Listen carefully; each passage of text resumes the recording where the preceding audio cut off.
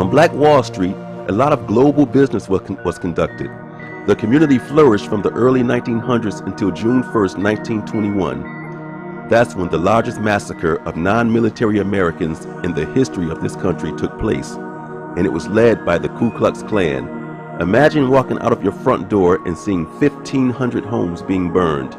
It must have been horrifying. Interviewed survivors believe that the whole thing was planned due to the fact that white families with their children stood around on the borders of the community and watched the massacre, the looting, everything, much in the same way they would watch a lynching. The spectator activity is where the word picnic is derived from. You see, it was typical to have community gatherings on Friday evenings in Oklahoma. The word was short for pick a nigger, to lynch that is. They would lynch a black male and cut off body parts as souvenirs. This went on every weekend in this country. That's where the term really came from. The cause of the massacre was simply racial economic jealousy. A lot of white folks had come back from World War I, and they were poor. When they looked over into the black communities and realized that black men who fought in the war had come home as heroes, and that helped trigger the destruction. It cost the black community everything, and not a single dime of restitution, no insurance claims, has ever been awarded to the victims to this day. It is estimated that 3,000 black people were killed. Many of them were buried in mass graves all around the city. Some were thrown into the river. As a matter of fact, at 21st Street and Yale Avenue, where there now stands a Sears parking lot, that corner used to be a coal mine, where many of the bodies were thrown into the shafts. Many black Americans don't know about this story because we don't apply the word Holocaust to our struggle. Jewish people use the word Holocaust all the time. White people use the word Holocaust. It's politically correct to use the word Holocaust. But when we black folks use the word, people think that we're being crybabies or that we're trying to bring up old issues. No one comes to our support. In 1910, our forefathers and mothers owned 13 million acres of land at the height of racism in this country. Our mandate now is to teach our children about our own ongoing black Holocaust. We can rebuild Black Wall Street, but it won't be easy due to the psychological conditioning of black people ever since our ancestors arrived in America. Today, it is estimated that black income is $1 trillion. It's also estimated that this $1 trillion stay within the African American community just about 6 hours, while other cultures within America spend their money multiple times within their own culture before it leaves their community. Black people's money changed hands to another black-owned enterprise less than one time. We have been conditioned to believe that black business is whack business, unless it's a beauty salon, barbershop, hip-hop, or liquor store. More black money changes hands to drug dealers and bootleggers of audio CDs and movie CDs and brand name handbags than they do to legitimately owned businesses. The black community is dying. We have gotten caught up in the illusion of the American dream that instructs us to trust in corporate America for our children's future and to forget about all that nonsense of business ownership, entrepreneurism, and black cultural identity. We have accepted this conditioning of the mind to the point where we consider anything that unifies us for the purpose of empowerment we deem counterproductive to race assimilation. We have become more concerned with being accepted by other cultures, more important than our own economic empowerment. Assimilation has become the new minstrel show face. Today we sing, dance, shuck and jive in business suits, while simultaneously disconnecting from all cultural connection for community race empowerment, unless it is ordained by white masters. To be a black entrepreneur in membership with a black economic conscious think tank would be considered racist in view to numerous black business people. Now, that's crazy what happened, and it's a shame because we get ridiculed so much by white people. We get looked down and talked down to so much from white people. They talk down to us and they treat us like we're worthless and all we want to do is just be lazy and depend on the government. And there you had a bunch of black people reach the pinnacle of success without being rap stars or sports stars, without being famous. And they got to a height of success that was rivaling white people at that time. And what happened was, around that time, white people was returning from the war and they was poor. A lot of white people was poor back then, and they was jealous. They was jealous of what we had. And it's crazy because they won't even honor those people. It's no national holiday for those people who got burnt up in those fires. It's no national holiday. People don't even talk about what happened to those black people, but they won't let you forget about 9/11. They won't let you forget about all the white people who died in Pearl Harbor.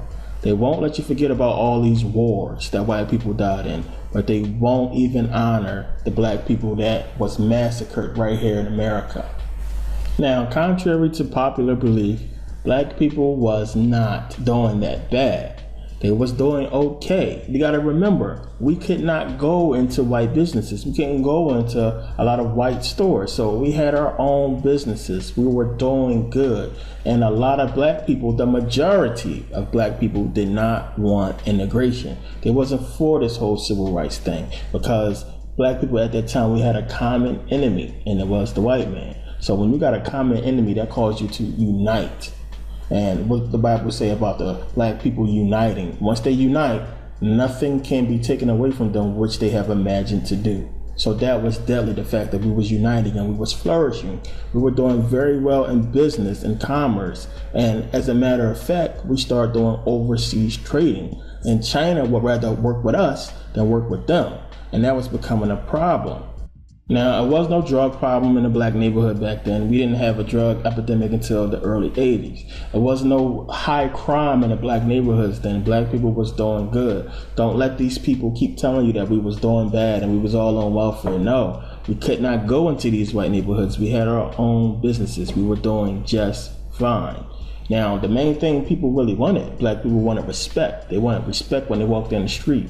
They didn't want to have to fear having to cross into the white side of town just to get home or just to get somewhere important, and have to worry about getting lynched. They wanted respect. It's like, I'm working hard, you working hard. Respect me like I respect you.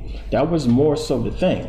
Now, it was more black people who did not want the whole integration thing than there was black people who did. They were so against it. They didn't want the whole integration. And yeah, it's why the main reason why you don't see too many movies about that era, about that little gap from the 1930s all the way up into the civil rights movements, because in that area we were doing good.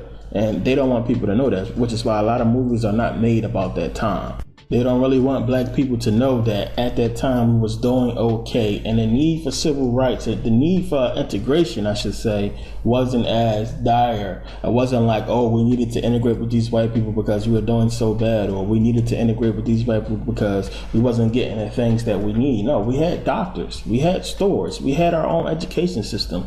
We was doing fine. Now, I want to make something clear. I don't want people to think I'm some kind of racist, like I just hate white people, because to be honest, and I'm being really honest, if it wasn't for some white people, we would not be where we are today. We wouldn't have the knowledge that we have today. Now, remember when I told you that, if you watched the first video, that white people worship black guys, they worship black people back then. Now, it wasn't so much that people was helping us to worship us, it was they was trying to do what was right. Just like you did have some people that marched in the civil rights movement that lost their lives doing so. You had a lot of white people standing up to try to stop slavery that lost their lives as well. Now, to me, it's not about a whole black-white thing, even though I believe that if a whole race war came out and broke out, yeah, I expect them to join their side. But if they have the knowledge that I have, if they know the reason that we're fighting and that we are on a good side and we're trying to do good things, I believe that the good might resonate in some of them to help us, or to at least try to bring both sides to a truce. Now, I'm not going to sit here and say that all white people are evil and all white people are bad and they all just hate black people, no, because some of you know white people who love you, who are cool, who are married to black people and this and that. I mean, it's people out here who I believe are agents. They all over YouTube, they're all over the internet, and they're trying to start this race war. They're trying to start this whole race thing and just keep us at odds and fighting against each other with the whole Trayvon Martin thing, the whole Fruitvale Station thing. I mean, it's just amplified. Everything that Obama does, and you really have to pay attention to what he's doing, because, oh man, it's a big scam. You got to look at it. I mean, they put a black man in the White House so that they can pass all these laws against black people. So soon as a white man stand up and say, hey, why is he doing that? He can't do that. That's wrong. The first thing he can scream is racism. That's what his puppets like Al Sharpton and Jesse Jackson, all these other people are screaming racism. Well, if it was a white president who tried to do that, then they would let him do it. What you black people got to understand is whoever the next president is going to be able to do whatever the hell they want to do, because what they're going to do is say, well, Obama did this and y'all ain't stand up and say nothing. Well, Obama treated black people like shit. He ain't do nothing for black people, and y'all want me to do something? Why y'all ain't say something to him? So all y'all people that sitting up here cheering and dick eating Obama because he's black, look at what he's doing. Read. This is like the most important thing. Please, I know it's a lot of pages, but you have to read the Obamacare plan. If you signed up, if you have Obamacare, then you just messed up, because you basically signed your life away to the federal government. You gave them your body. Even though they had basically control of your body, now they own your physical body. That's what that thing means. If you read it, you will see it in there. And I wanted to do a whole video about that, but I basically seen the numbers on it. A lot of people not signing up for it, which means it's probably going to go away. But they're going to start forcing people later on to sign up for this thing, and you're going to start getting notices in the mail and fines. And they're hoping that's going to get more people to sign up. But I'm telling you, man, if you don't listen to nothing that I say, please do not sign up for the Obamacare plan. You have just signed your physical body. After everything you've seen, believe that it's possible. You are signing away your physical body, and you can't opt out if you opt in already. The only way to opt out is basically to file a UCC 1 or UCC 3 status change and change your status from basically a citizen to something else. But I think they got some kind of thing in place that kind of stop that, maybe. But you have to really call them out on it. If you read the plan, if you just read it, it's like 27,000 pages. But starting around page 500 is where things start getting good, or is it page 5,000? I forget which one it is.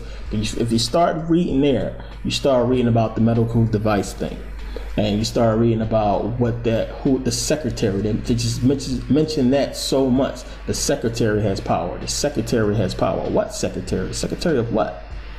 You have to read the plan. It's telling you clear as day that they're going to own your physical body.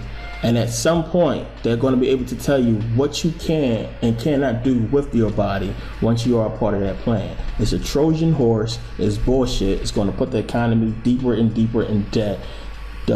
Push the dollar towards crashing. So please, definitely don't sign up for it.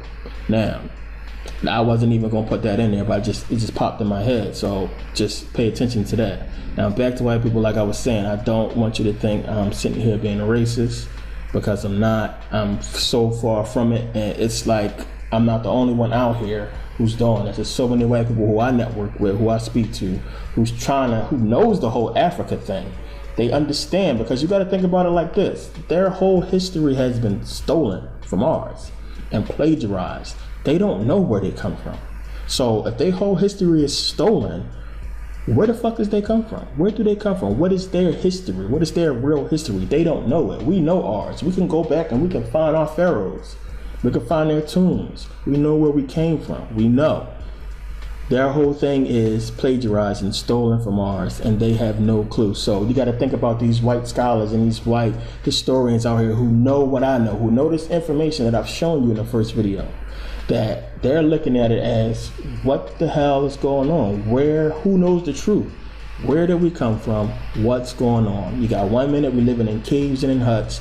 Next minute we go into Egypt, we get some knowledge. Now we're building big cathedrals and complicated buildings.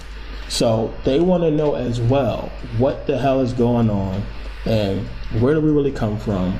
And we need to get the knowledge, because they are looking at it as, man, we basically stole our history, so what is our true history? Now, another thing, I wasn't going to put this in here also, but I have to say it because it's going to kind of, help me out with the point I was saying earlier about the whole Trayvon Martin thing. Now, if you know anything about the law, and I studied the law, I was a law student for years. Now, if you know anything about the law, if you watch the whole Trayvon Martin case, the whole thing was a setup. This case was set up from the jump. Not the part about him getting killed. but them using it as a tool to kind of fuel some kind of race thing, to kind of make race, kind of more of a topic in the news, because then they can use that thing to get Obama to push more things and make the whole race thing more touchier with the public. So when Obama passed something and one of these white congressmen say something, then Al Sharpton can be like, oh, he can play the race card.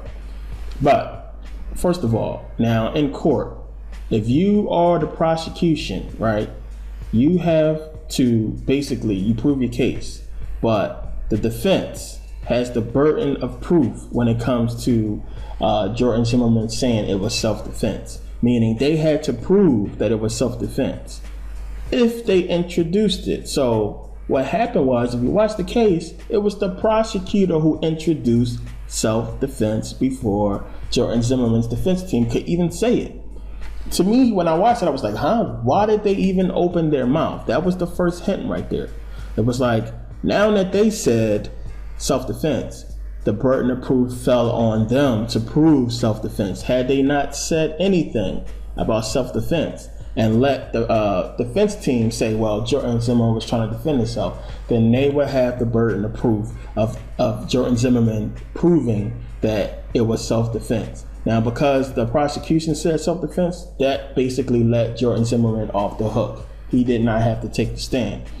And a lot of people were sending me a lot of emails around this time asking me, like, why the hell he didn't take the stand? Well, he didn't need to take the stand at that point, because they took away his responsibility to take the stand when they introduced self-defense into the case instead of letting the defense introduce it. So right there, before you really start getting into the whole case, it was over. So I knew it was over. I was watching like, well, this thing is over, because now he don't have to take the stand. He don't have to prove self-defense. The prosecution does, and they couldn't. The whole thing was, if you watched MSNBC and all the correspondents and all the people who was talking about it, they were saying the same thing. They was all saying, well, why did they bring up the whole self-defense thing? Now they took away the burden of proof away from the defense. The whole thing was a setup from the jump. And if you pay attention, that lady who was the two prosecution's boss, she's the same lady who threw the black lady in jail for 20 years for just firing a gun over her husband's head, and she got 20 years. But the whole thing was a setup, and it was set up to make the whole race thing more touchier, more of a story for the press, and they could use it for Obama. That's why all these Paula Deen and the Duck Dynasty guy and Justin Bieber and all these people coming out saying these racist things make news. Like, come on. This is all just to make race just more of a touchy topic, more of something that people don't want to, talk about, and build up animosity between races. The whole thing with the owner of the Clippers, all that, everything is just to really push the race card. And as long as Obama's in office, this is going to keep happening. You watch and see every time, because we have a black president or a half black president, they're going to keep pushing it. Now, I got a little bit off topic, but I'm going to get back on topic. Now, back to the whole civil rights thing. Now, the civil rights thing for me, the way I would have rather it been done would have been for us to basically gain the white people's respect. Now, I know some people are going to say, well, who the fuck are they that we need to gain their respect? They should respect us because we just people. And I agree with that. But I'm saying we had a stereotype attached to us, a certain stigma that was attached to us being black. We got they thought we was just, welfare people and just sucking away from the economy, and we were nothing.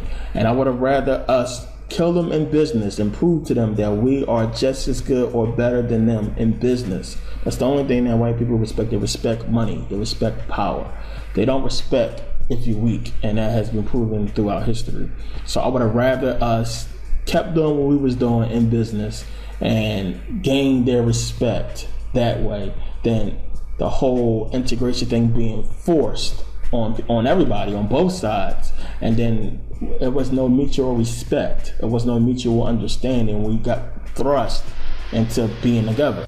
Now, you got to realize why it sound all well and good for us to just come at the white people all tough Tony, like, hey, the fuck out of here, you got to respect me or give me my respect or I'll beat you the fuck up. Well, that's all well and good, all tough Tony. Like, you got to realize that these white people held the keys to all the doors. And you ain't going to take it from them with brute force. period. You're not going to take it away from them with ignorance and threats. The only way you can beat them is to kind of sort of get on their level and get those keys away from them. Because I'm going to tell you like this, plain and simple. When it comes to business, them people don't give a shit what color you are in a lot of different aspects. Now, if you got a multi-billion-dollar contract and you black, you think they're going to leave you alone for a white contract that's $1,000? I don't think so. They're going to take your contract because green is the only color that really matters. And you have seen that with 9/11. You've seen a lot of white people get killed. 9/11. A lot of white people died in Pearl Harbor. A lot of white people died in these wars. So it's not about black and white per se. It's about, I'll kill who the hell I gotta kill to get my agenda passed. Period, point blank. So if that's the case, why shouldn't we stick together to fight against this group of people who feel this way about both sides? Now, that's just my opinion, and a lot of people, a lot of scholars out there, black scholars, black people who teach the same thing that I'm teaching, they feel different. Some of them feel different, some of them don't. Some of them feel like we need separation. We need to completely separate from white people and, you know, be on our own. And to me, that's like retarded. What we need is understanding. Now, yeah, maybe not all white people is going to just say, oh wow, black people are the true, you know, creators of all this, we should just bow down and worship them. It's not so much about worship. The time has passed for all that stuff. We in the future now we have to be rational about this thing. We have to look at this thing as human beings, as adults, and just say, hey, all we really want, well, what I really want is the people to be held accountable for what they have done to black people. And not just black people, to everybody, to the planet. That's what I think is fair. And I'm pretty sure that more people would rather go on the side of what's fair than just say, well, they white, I'm joining them. And it just be a big ass war and we end up just killing each other, you know. I believe that more people would rather go on the side of, well, let's use our heads and let's get together on this thing to X out the bad guys who really don't give a fuck about you or me. They only care about who's a part of their secret society or who's a part of their organization and their families. So when you look at it in the aspect of black, white, you gotta think about right, wrong, plain and simple. Because if I believe in anything, I really believe you get back what you put out, and karma is the only true thing that really exists. And you manifest karma. I mean, if you really want to get into it, you got to look at it like this. White people are on the winning side. Now, if you think about it, if that same thing happened in reverse with black people, do you think that they would have done the same thing? I think that, yeah, they would have been like, hey, I'm on the winning side, so I want to stick with the winning team. It's just like if we playing basketball and you get picked, and the teams are both picked now, and that guy didn't get picked. You looking at him like, oh, well, you didn't get picked. You must not be that good, man. You must not got skills, but you know, I got skills, so I'm going to roll with my team. I'm not going to sit and say, hey, well, I don't want to play since y'all ain't let him play. No, I'm going with the winning team. I'm going with the team. I want to play. I want to be a player. So that's basically what's going on. Now, like I said before, this whole thing is due to lack of knowledge. Because if I got picked for this team to play and then somebody called me over, a couple people called me over and said, hey, no.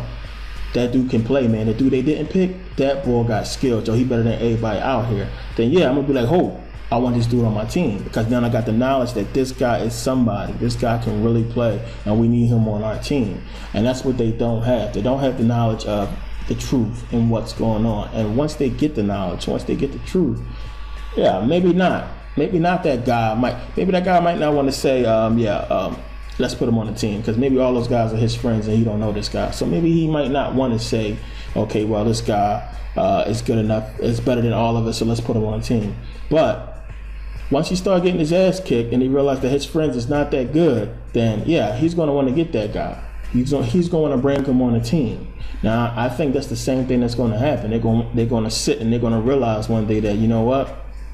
We can't do this thing alone, and these people don't give a shit about either side. So we need to basically believe in this truth. We need to at least look at it. We need to at least find out if it's real or not. And like I love to say, this thing is, the facts will support the truth, plain and simple. If you follow the facts, it will support the truth. And you can't argue with facts, plain and simple. You just can't. Facts is facts. And all that bullshit people talking, they can't back it up with anything, any truth, any facts. When somebody comes along who has the proof and the facts, that ends the conversation. But the main thing is, I really want black people to wake up and understand what's going on, what has happened to us, and to understand that you have to really pay attention to the past. You have to look at what happened. And the whole civil rights thing was a Trojan horse. It was for them to basically gain control of the black community before we reached the point that they did not want us to reach. Now, I know a lot of people love Dr. King, but believe it or not, if you watch my first video, Dr. King was a Bole. He was one of the Bole members. He was in the Bole. And to his credit, I don't think that he knew what was going on exactly. I don't think that he knew that this was a long-term, deeply rooted deception. But to his credit as well, I think he figured it out. And that's one of the reasons why he was killed. A lot of black people was protesting, and they didn't want to integrate because they believed that once black people start seeing what was going on with white people, they would start to be like white people. They would try to be like white people. Now, once we integrated, you had all these freaking black people going to these white stores. That was taken away from black businesses. Now, if you keep watching on TV, all these white people living good, all these white people doing good things, watching these TV shows that seem to show white people like good people. You're watching it and it's like, well, they seem like good people, so why do they hate us? They seem like good people. Maybe there's something wrong with me.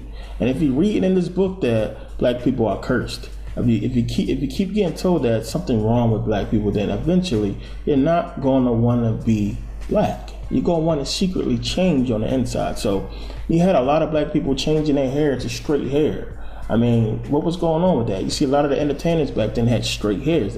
They was trying to be white, and it took away so much from black business because they was trying to be white and it was trying to do the things that white people did, and it hurt us.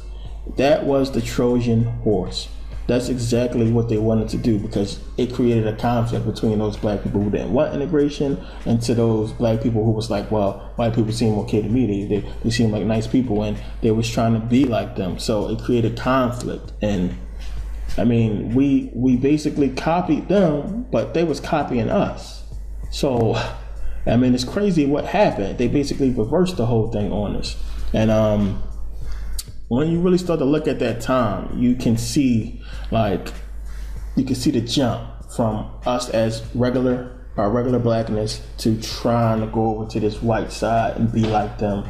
And it just kept going and kept going. We started to dress like them, and everything was changing. It was changing. And you had a lot of people that was like, this thing is wrong. And a lot of people didn't like Dr. King back then. I mean, Malcolm X respected him, but, he did a whole debate thing with him. And he basically was calling him out all the time. Look at this video. The white man pays Reverend Martin Luther King, subsidizes Reverend Martin Luther King, so that Reverend Martin Luther King can continue to teach the Negroes to be defenseless. That's what you mean by nonviolent. Be defenseless. Be defenseless in the face of one of the most cruel beasts that has ever taken the people into captivity. That's this American white man. And they have proved it throughout the country by the police dogs and the police clubs. 100 years ago, they used to put on a white sheet and use a bloodhound against Negroes. Today, they have taken off the white sheet and put on police uniforms. They've traded in the bloodhounds for police dogs, and they're still doing the same thing. And just as Uncle Tom, back during slavery, used to keep the Negroes from resisting the bloodhound or resisting the Ku Klux Klan by teaching them to love their enemy or pray for those who use them despitefully. Today, Martin Luther King is just a 20th century or modern Uncle Tom or a religious Uncle Tom who is doing the same thing today to keep Negroes defenseless in the face of attack that Uncle Tom did on the plantation to keep those Negroes defenseless in the face of the attack of the Klan in that day. I don't think of love as, in this context, as emotional bosh. I don't think of it as a weak force, but I think of love as something strong and that organizes itself into powerful direct action. Now, this is what I tried to teach in the struggle in the South, that we are not engaged in a struggle that means we sit down and do nothing. That there's a great deal of difference between non-resistance to evil and non-violent resistance. Non-resistance leaves you in a state of stagnant passivity and deadened complacency, wherein nonviolent resistance means that you do resist in a very strong and determined manner. Non-resistance with nonviolence. The goal of Dr. Martin Luther King is to give Negroes a chance to sit in a segregated restaurant beside the same white man who had brutalized them for 400 years. The goal of Dr. Martin Luther King is to get Negroes to forgive the people who have brutalized them for 400 years by lulling them to sleep and making them forgetting what those whites have done to them. But the masses of black people in America today don't go for what Martin Luther King is putting down. As you said in one of your articles, it's psychologically insecure or something of that sort. I forget how you put it. But you didn't endorse what Martin Luther King was doing yourself. And if you would classify his method as psychologically unrealistic, I think that if a man's method is psychologically unrealistic, which means the road or the means or the method that he's using, I think as a psychologist, you'd be very doubtful that he would reach the right. If anyone has ever lived with a nonviolent movement in the South, from Montgomery on through the Freedom Rides and through the sit-in movement and the recent Birmingham movement, and see the reactions of many of the extremists and reactionaries in the white community, he wouldn't say that this movement makes, this philosophy makes them comfortable. This sense of contentment. Nothing will they ever do. They will always talk it, but they won't practice it. And with the Supreme Court, if the NAACP can tell me that they want a desegregation decision for me 10 years ago, but yet the schools haven't been desegregated, as I say, this is a victory with no victory. It's a victory that you can talk about, but it's a victory you can't show me. So if you represent the NAACP and you are telling me about this great victory you won for me, when I look at you, I have to conclude that either you have been duped yourself or else you are trying to dupe me. And in most instances where the civil rights struggle is involved, there is no civil rights leader can point to me one concrete gain, practical gain that black people have made in the civil rights field in this country, not only during the past 10 years, but during the past 100. First, the white man and the black man have to be able to sit down at the same table. The white man has to feel free to speak his mind without hurting the feelings of that Negro. And the so-called Negro has to feel free to speak his mind without hurting the feelings of the white man. Then they can bring the issues that are under the rug out on top of the table and take an intelligent approach to get the problem solved. That's the only way that they'll ever do it. We need an action program while we are Muslims, or while we are Christians, or while we are whatever we are. We still need an action program that will eliminate these evils that are in our community. And this is what we're trying to do with the Muslim Mosque Incorporated. Do you consider yourself militant? I consider myself Malcolm. So, like I was saying, Dr. King was a member of the Boule. He went to Morehouse College, he went to Boston University, and they are heavy recruiting colleges for the Boule. Now, you have to understand that it was good for them to integrate us. You have to think about, this whole thing has been about stealing from black people. And when you just pay attention to history, just look at how much influence we have over the world. Everywhere it's black. Our culture is making them billions of dollars. Everything we do, they copy. It's just that simple. Just think about how it would have been if not for us.